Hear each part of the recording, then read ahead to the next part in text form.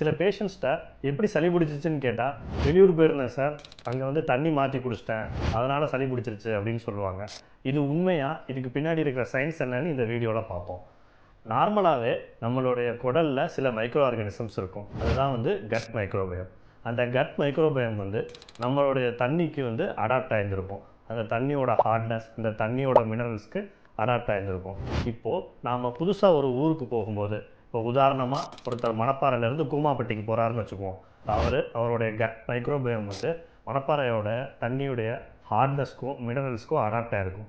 இப்போ புதுசாக அவர் கூமாப்பட்டி போகும்போது அங்கே இருக்க தண்ணியோடைய ஹார்ட்னஸ் அண்ட் மினரல்ஸ்க்கு அடாப்ட் பண்ணிக்கிறதுக்கு சிரமப்படும். அதனால் அவங்களோட கட் லங் ஆக்சிஸில் சில சேஞ்சஸ் ஏற்படலாம். அந்த சேஞ்சஸ் ஏற்படுறதுனால அவங்களோட இம்யூனிட்டி குறையும். அதனால் அவங்களுக்கு இன்ஃபெக்ஷன் வர்றதுக்கான வாய்ப்பு இருக்குது. இதுதாங்க தண்ணியை மாற்றி குடித்தா சளி பிடிக்கும் அப்படின்னு சொல்கிறதுக்கு பின்னாடி இருக்கிற சயின்ஸ்.